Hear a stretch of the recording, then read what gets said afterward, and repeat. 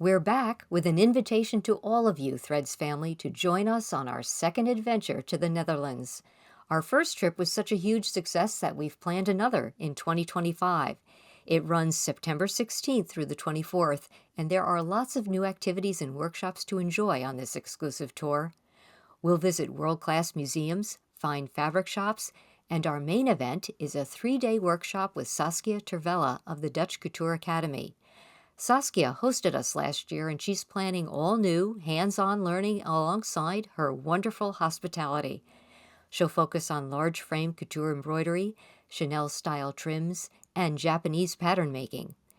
This trip is filled with activities that will inspire you and fellow sewing travelers.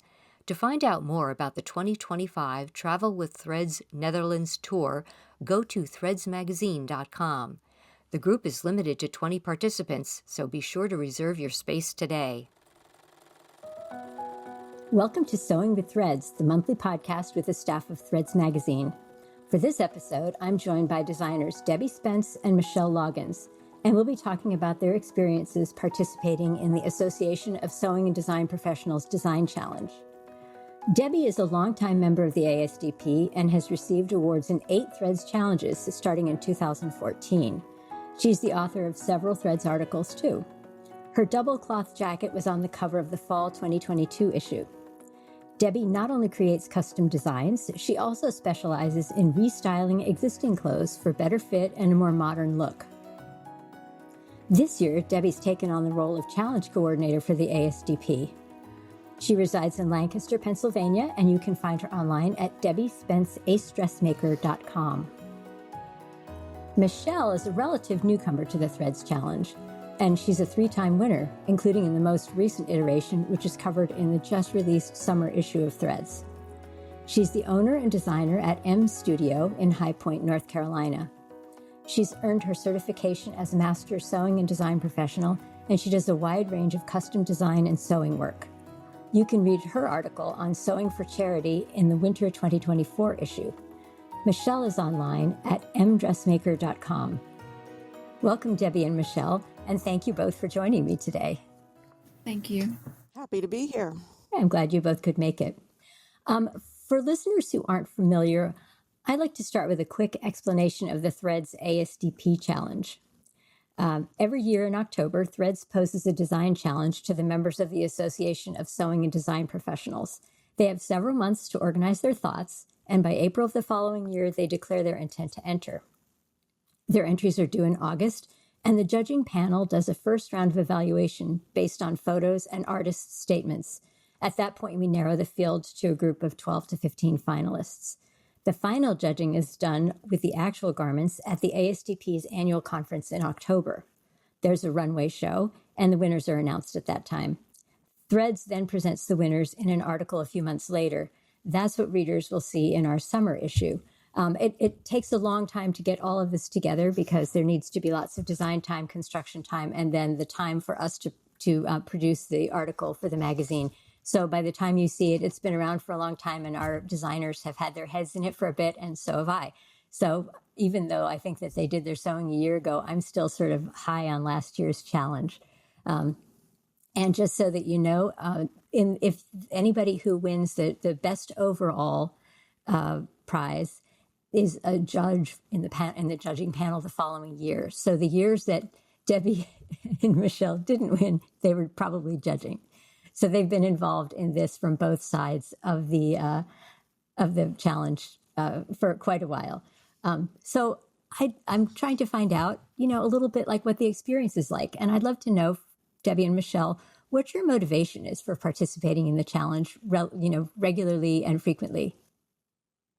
Well, I would say like the first time that I ever entered, it was a number of challenges into the process. I didn't know a lot of people in the organization because I wasn't in a chapter and I wasn't going to too many conferences. But when I started going and seeing the Threads challenges, I thought I sort of didn't want to be left out, and I wanted to make a connection with other people in that way. So that was the first reason why I started doing it. And I had been intimidated about the process before that. So, and I'm sure everybody who ever enters for the first time feels that way.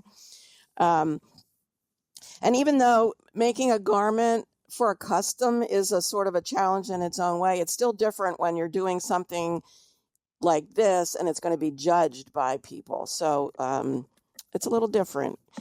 The other thing one reason I like to enter them is because I make things that I wouldn't normally make. My clients don't normally want to have garments made that like the challenges that we've had in front of us. So that's another reason I like to do it too. And I learn new things. How about you, Michelle? What brought you to doing this? Well, I entered because, well, it was my first time to go to conference, and I knew about the challenge, and kind of like what Debbie said, I wanted to make something with the creative freedom of the challenge and of what I wanted to be able to do without the restrictions of a client. And I just wanted to push the limits of what I could create under the pressure and purpose of the challenge. And it gave me space to explore not just technique, but storytelling through design. And I just love to be able to it felt like an invitation to honor my skills, the chance to learn new skills, and my spirit that I bring to the table. And I also just thought it was just a great way to relate to other the wider professional sewing and design community. Because oftentimes, I don't know anyone in my local area that does what I do. So I just thought it would be a great way to also get out there and show what I do, and hopefully, be able to meet other people, other ladies that do the same thing, or that I could learn from actually too. I find it interesting, Michelle, that you say you see it as a sort of a freedom. It gives you a freedom to explore. I always worry that the challenges we set will feel restrictive.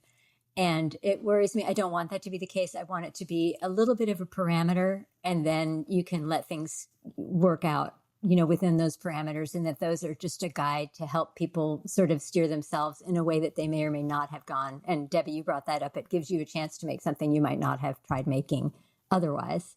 So I find that interesting.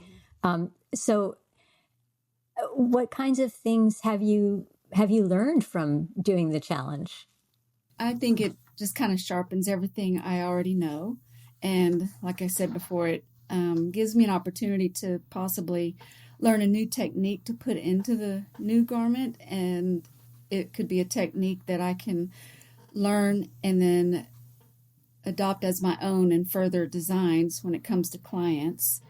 Through the challenge, it also helps with kind of, expanding outside of my creative box and just go further. It helps me further my skills with time management, because, it's always tough because, I'm running a studio, and then to put on top of that a garment challenge, it can be the challenge. And also it helps with discipline. It helps me to, especially with a deadline. And if it's that important to me, I will make sure that I meet the deadline. And it is important because, well, I like to start and finish, and then just the idea of being in my favorite magazine, you can't beat that. I also feel that these challenges, they help me to trust my intuition more, and they help mirror client work in a lot of ways, but with, more freedom, even though sometimes it could be harder. But it's just a challenge, it's a growth opportunity. And then I just love, it's not just about designing, it's translating, an idea into something that moves, speaks, and then just lives on the body. And then to see it come down that runway, the fashion show we put together, I guess I don't see it because I'm in it. But anyway, regardless, it's fun to know it and then watch other ladies put their interpretation on the runway. And it's just really fascinating to see how everyone interprets it, because dressmaking is a visual art and the interpretation is different for everyone. We all bring a story behind it. Yeah, it's always fascinating at the fashion show to see how all the different interpretations there are for each challenge. I too have learned a number of new techniques. For example, with the quilted garment challenge, I used 4 different types of quilting in that jacket that I made. So I had never done free motion quilting before. So that was, something I had to practice until I got it the way I wanted it to look. So you have to make sure you put that kind of time into your time management schedule. And another thing I hadn't done before was on my the Dallas challenge, the 50s couture. I made these little flowers that I embellished the bodice of the top with, and that was a new technique for me to do. And it's also a lot of problem solving when you're working on these things, And I love solving problems, so you know you get to a certain point in a design and you think, okay, so how can I actually implement this design? What can I do? And so you try different things until you find one that works. And I've also tried to hone my pattern making skills.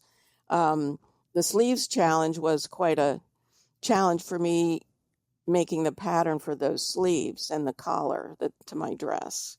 So that was an example of that. I'm just going to butt in for a minute here and say, anybody who's listening, if you go to threadsmagazine.com and search ASDP, you may also search PACC, because that's the former acronym for the organization. You'll find articles about many of these challenges, and you'll see some of these garments that Debbie and Michelle are mentioning. It's so interesting because the garments that come into us generally are so well executed that you never feel as though there's been it doesn't feel like they're like a learning experience. It feels like they're fully realized. And I'm always really impressed by that. I love to know that. And when I hear it's like, oh, I had to practice these things before I could put them into my garment. That's also gratifying, because that's what we kind of want the challenge to be, an opportunity to try something new and hopefully feel good about having mastered a new technique or a new pattern making skill, any of those things that you bring into your new work. So how long does it take to put together one of these looks? I mean, what's the process for coming up with the design? Once you hear the challenge brief in October, and then you have a few months, what are you doing during that time? Well, I'm kind of stewing on it, and I use Pinterest and fashion magazines just to be inspired. Sometimes I might see an element in a garment and I think, oh, that would work really great for this challenge. And then I expand on it in some way or try to incorporate it somehow. Some challenges take a lot more time than others, of course. My zero waste dress that I did for that challenge took me the least amount of time. And that one, I just sort of draped it on my dress form to get it. The other ones require, a lot more work. And I'm usually actively working on it for 2 or 3 months. Once I figure out, and sometimes coming up with an idea takes longer than actually executing it, but that's part of the process. Debbie, do you sketch or do you drape or a little bit of each? Sometimes I do, yeah. Like I might just sketch different versions of what I'm thinking and try to decide which is the best one I want to use. And then sometimes I just drape things on my dress form to see how I'm going to like how the fabric's performing. So I use a combination of things, yeah. How about you, Michelle? How do you get into this? Well, I usually end up I start with a few loose pencil sketches right on the piece of paper they give us with the new brief right there before I ever leave the conference. So I start with pencil sketches, and then, like Debbie said, I just kind of stew on it for a little while. After the first of the year, I start coming up with ideas for fabric and if there's any embellishments. And so for as long as it takes, I'm really not sure, because I space it out over the whole year, well, until the time to turn in pictures, because I am running a studio, so this is extra. So it's either early in the morning, late at night, or both through the weekends. And for me, I've been the last 2 challenges, the outerwear challenge as well as last year's challenge, there's been a lot of hand techniques and embellishments, especially the very last one. I mean, the last year's took the longest. I mean, hours and hours. I don't know. But the outerwear, it was kind of strange. I had to do the embellishment, hand stitching on the self fabric before I could line it. So that was a whole nother way of trying to do the time management. The one for last year, I embellished after the whole thing was done. So it's a lot of learning and figuring out your time management. And for me, it's just spaced out over the whole course from the end of conference to the deadline that they're due. And then I usually just have to do time blocking, whether it's 30 minutes or an hour each day. I would put it in my planner. Sometimes I'd make it, sometimes I'd go over, but what's important is getting it before 10 o'clock on that day, that night in August, before it's, too late and all that work. You can't be late. Otherwise, that's it. I mean, Yeah. I imagine that neither one of you was the sort of student who did all-nighters on a regular basis when you were in school. Still doing it. There's a phrase that one of our online influencers exposed me to called negative work, where you're working well past your ability to be functional and you do work that basically actually takes away from what you've accomplished. You don't want to do that. Right. Yeah, I think we've all done it, but we hope not to. Yeah. So the challenge briefs are written by me, but they've been written by a bunch of different people over the years when we had different people running this. And they vary from year to year. And we've tried to focus on sometimes a garment type, sometimes a fabric, a technique, an embellishment method, even just as a section of a garment or type of garment, that sort of thing. And I'm just wondering, when you read the brief, how do you go about interpreting that? Do you look at it and just think, how does it speak to me? Or do you think, what are the judges asking me for here? And how can I best provide that? Yeah, I would say that's the way I handle it. I read it numerous times to make sure I'm seeing and reading everything that you're asking of us. And then I, go from there when I'm designing the garment and just make sure I've got all the elements in there that are needed and what would best express, what you're looking for. I usually read it, reread it. I don't know how many times I read it before I just start thinking, sitting with it. I have a sharpened pencil by my side and just trying to sketch lines and ideas, and then continue sitting with it over the course of a few months until I start thinking. It just kind of all evolves in your mind as you start the thinking. More thoughts come in, details, fabrics, and the design itself does change from the first sketch to the final garment. But I have found it's usually, as you keep going, it's usually for the better. So your great idea turns into a masterpiece as long as you keep going through all the frustrations. You just have to, every challenge is just another growth opportunity in the whole design phase. And so and like Debbie, through the whole year, because I keep thinking, sometimes what if I went down a rabbit hole and that wasn't part of the challenge and I forgot something. So I keep the brief with all my notes and sketches and swatches that I've accumulated, just to make sure I didn't vary from the brief, because, I don't want to be, after all that work, get disqualified. That'd be devastating. I don't think I can't think that we've disqualified anybody. Maybe somebody didn't send in a whole artist statement, and that's kind of a reason for disqualification, but that's about it, and we often are a little bit flexible about things too, because we know that things can happen sometimes along the way.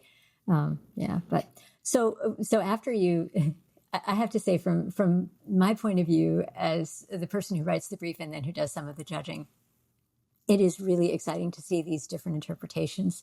They can be really vastly different, and sometimes they can all be alike, but I have generally been astonished by the wide range of different ways that people come at the different challenge themes. It's really fun. It's like a highlight of the year. And then getting to work on the article is also really fun. And we're picking models to wear the clothes.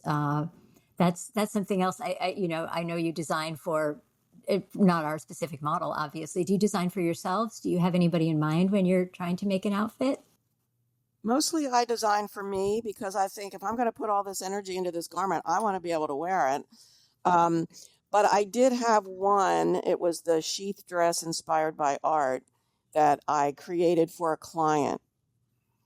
And that worked out great because I don't really wear sheath dresses. So I asked this one client, if she would be willing to let me make this for her. And the really interesting thing is she and her husband are quite the philanthropists. And not long after I got that dress back, they had a governor's art event that she wore the dress to. So it was really exciting that she wore the dress to that event. This is a Matisse dress for our listeners. You can look it up. It's really great. Yeah. How about you, Michelle? I know that you wore this last one anyway to an event. Right. Yes, because I don't know who else would wear it. I don't have a model in mind or anything. I just make them to fit me. This last one I have plans. I didn't get to make it to the event this year like I wanted, but we've started a jar, putting the money in there to save for going next year. It's to a ball, the lemon ball, in January or February. I haven't gotten the dates yet, but that's actually the end of the story for this dress. But yeah, I make it to fit me because, well, I'm the only one around here, and I like the style because I still use kind of style lines and silhouettes from the 50s. That's just what I'm inspired by. And then, so I just look for where I can wear these things too. Like the outerwear, I've worn it a couple times, but it hasn't been quite cold enough, and it's very warm. So I've only worn it a couple times. I'm waiting for a really big snow day so I can wear that thing. And the other one, the McGillicuddy dress, I did wear it to a couple of weddings, and that was fun. I'm the only one there that looks like that. So, but yeah, whenever I'm finished with the story of last year's dress, I will be looking for other events to wear it to because it's a special dress and it, I think, deserves to go to special events. And with, like Debbie said, all that work, yes, I'm wearing it. Otherwise, I don't have dresses like that. I'm busy with clients. So this challenge gives me a chance to be able to have nice things custom made. I do like to hear that. What is it like when you see them in the magazine being worn by a model? It's just incredible. I mean, my husband travels for work, and he was in California when I think it was 2022, the McGillicuddy dress was in there. He actually saw this elderly man reading Threads magazine, and my husband went over there. He's not shy at all. He goes over there, and he was on the page of the Threads challenge, and he said, "Hey, my wife made that dress," and he was like, "What?" And I think he bought the magazine for his wife, but it was really, it's just the story continues. It was just incredible. I couldn't believe it, So to see it in a national publication, that's really, it's gratifying and it's really special. And I just love it. Debbie's quite petite, and our models are probably like 10 inches taller than Debbie. So sometimes the fitting is a little bit of an issue when we're trying to do it, but we do the best we can. And I think that there's been, some models who bring some nice flair to these looks. Yeah, I think you've had to use different pants sometimes for my garments because they don't fit the models. But I'm always thrilled to see how you photograph them and the models that you choose. There's one dress, that sleeves dress in particular. On me, the length of the dress goes down below my shin, and on your model, it was up to her knees. So it's like that she was that much taller. Yeah, and I thought it looked better on her than me. So there you go. Well, I love the stalactite dress that you made. That one was great, and we actually did choose that model that year specifically because we knew that dress was going to be shot in that that day. And she's somebody that we used at least 2 times, maybe 3 times for the ASDP challenge, just because she brought real life to some of these clothes. It was really fun to work with her, and Yeah, we that really was wanted to do it. gorgeous. Yeah. That one looked very nice. Enjoyed it. So what do you do with all these? Debbie, you keep yours, I think, except the Matisse dress. I know you've Yes, I have them hanging. Now, I work at home. I see my clients in my dining room because I don't have any other dedicated space for that. And I've got a folding screen, and I have them all hanging on my screen. And I've been keeping the stalagmite dress on a dress form there too. And for one thing, it lets my clients see the, range of work that I can do, and they're always really impressed with these garments because they're all kind of interesting.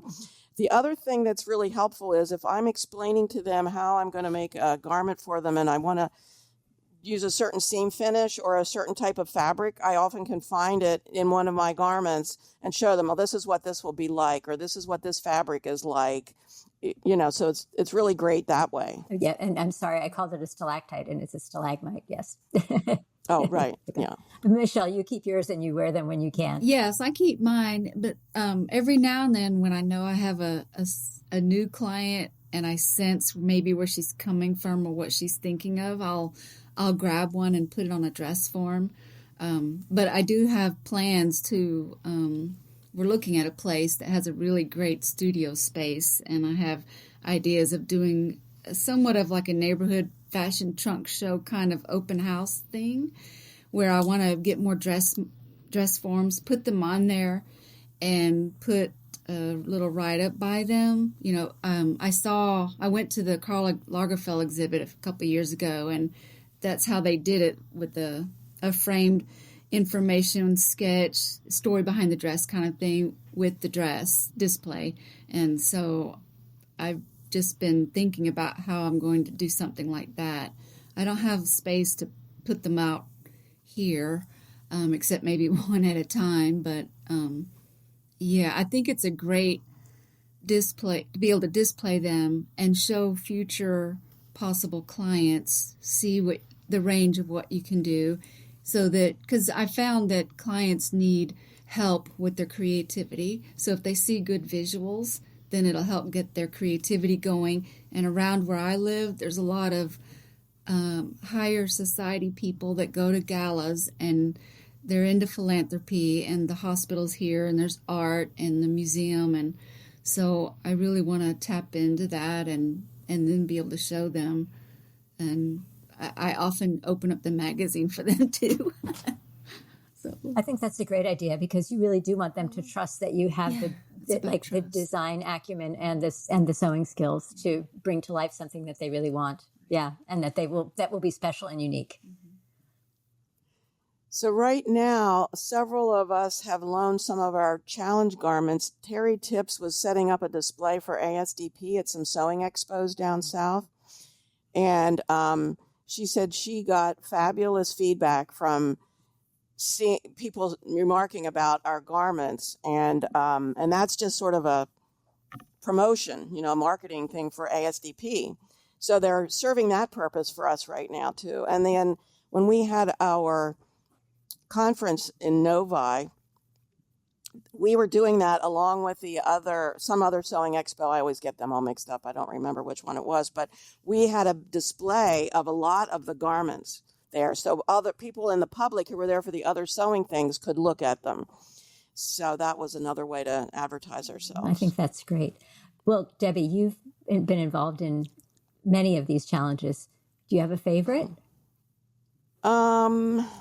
Yeah, I think the quilted garment challenge, that garment that I came up with was probably my favorite thing. And that's probably the thing that I probably wear more regularly because it fits into my wardrobe. The fabric for that was something that I had been sitting on for years because it was so special. I got it at Mekong River Textiles. It was a shibori dyed fabric, and I just loved the colors, and I knew it had to be something really, really special. And when this challenge was announced, it was like, oh my goodness, that is what I'm going to use that fabric for. So I knew right away that was what I was going to do. So I started out with that. And so in that challenge, I started out with the fabric, yeah. How about you, Michelle? What's your favorite? I mean, they're all really great, but I suppose the one for last year is my favorite. It had it was a lot of notes, sketches, and more sketches, and then the embellishment, and then the story. I mean, it kept unfolding up to a week before the deadline. I thought I was just going to lose my mind, but I mean, when they say blood, sweat, and tears, for real, yeah, that's what happened. I was hoping there wasn't stains, but yeah, the story, the the angel feathers, and then the idea that I had at the midnight hour of letting them break apart and float away. It made me cry. But I think garments, whether you see them or make them, wear them, all three, if they can cause an emotional, response, then that's it. That's the thing. And this one, even making it, much less wearing it that night at the fashion show, it's just special. I don't have the words. Most people didn't have the words when we took it out of the bag. There was really a sense of sort of just like a little silence among those of us at the photo really? shoot. It's like, oh my gosh, and the model loved wearing it. Anything that's big and twirly they like, and it's just very beautiful. Listeners, please get your hands on the summer issue and take a look. Debbie, did you have a least favorite? Well, maybe the one that we had to all use the same pattern. Oh, I forget what you called that. Mother of the Bride? Was it Mother of the Bride or something? No, like it was a suit that we all used. It had a jacket and maybe and pants and a couple versions of the jacket or something. And I made a suit that I really liked, but I don't know. It just isn't something. I had a couple construction issues with it so it precludes me from being able to wear it very much because I don't like the way it looks with this little problem it has. And so I don't, as much as I would love to be wearing it, I don't wear it. So that's a problem. Yeah. But when you go back to the discussion we were having about feeling restricted by the challenge, are you thinking it might be too restrictive? Well, if you look at that challenge and the wide range of things that people came up with using the same pattern was actually pretty amazing. Yeah. Yeah. That's something that is very impressive about the ASDP. There really is a lot of imagination and a lot of skill for coming up with new ideas from something that might be a relatively standard starting point. Yeah. Mm-hmm. The sheath dress challenge, the Inspired by Art sheath dress challenge, that was a great one. That's the one with that Debbie had the Matisse dress, but there were just so many different interpretations there. They were really great, and because it was a sheath dress, they were pretty wearable. Sometimes the garments are really extravagant, and I love them, but then I think, ooh, there's not many opportunities for people to wear these, sadly. So, yeah. So both of you have served as a judge at least one time, maybe more, and that means that you kind of see this from a different perspective. Does that change how you understand the challenge? Did you learn new things from being able to judge other people's work? It did for me because, we're all, or I think most of us doing the challenge, we're all working a business outside of, or that's our main thing. The challenge is outside of that. And there are sometimes garments that come through there where you could tell they were busy on something else, and it made me to remember time management, breathe, and focus only on my garment when I'm working on it, rather than trying to multitask several at the same time, because I did not ever want my garment to show up looking like it was rushed or hurried, because for me it's just important enough to really give it my whole attention, and then it also helped to see because there's a few judges, at least three, and it was really good to, just like all the people who enter, all the ladies who enter and have a different perspective, the judges all have a different perspective too. It's very subjective, and so what catches the eye of one doesn't on the other, and the opinion of one is not the same as the other, and everyone has their reasons, and they're all legitimate, but it's a very, personal judging kind of thing. So it was interesting to hear and see that. And the one that I got to do was with Susan Calgi, and it was really great to just listen to her and all her years of experience, and to listen to what she sees and how she responded. So it was really, really fun to just watch and listen, especially others who have been in it longer than me or have been further, like she goes to Europe and things. So I'm like, yeah, I just wanted to listen to her. Well, I would go along with everything that Michelle said, but I realized how important it is to pay attention to details, and how techniques are really important to get them right with your garment, because sometimes the judges get it down to, a couple of garments, and so what makes this one better than the other? And sometimes it's those details, the construction, something small like that makes the difference for the judges. Yeah. I mean, that's definitely true. We sometimes do come down to this really difficult task of we choose 4, and then there's an audience choice that is voted for during the fashion show in the evening. So trying to get down to 4 is really hard to do sometimes. Because we all are opinionated and we all have our ideas, and some of us will want to prioritize whether we think it's a fantastic design, and other people want to prioritize, is the construction absolutely perfect, or do those things come together, that kind of thing. Were problems solved the way they needed to be? Were they not even recognized? Sometimes you can sort of look at something and say, this really needed one more round of like a design look, and then there's so much potential in it, it just didn't quite get there. And I feel bad because those may not win, but there's always work in there and design effort that you want to honor. So it is very tough to do. And now Debbie's in charge of coordinating the challenge. We'll be working together on this. So you're now in this sort of the role of shepherding all these designers into getting their things done on time, and I think it'll be interesting. I'm looking forward to working with you on that. Yes, it will definitely be interesting. Challenge, I imagine. Yeah, although there's somebody else who actually puts together the fashion show, though, right? So yeah, that helps. Yeah.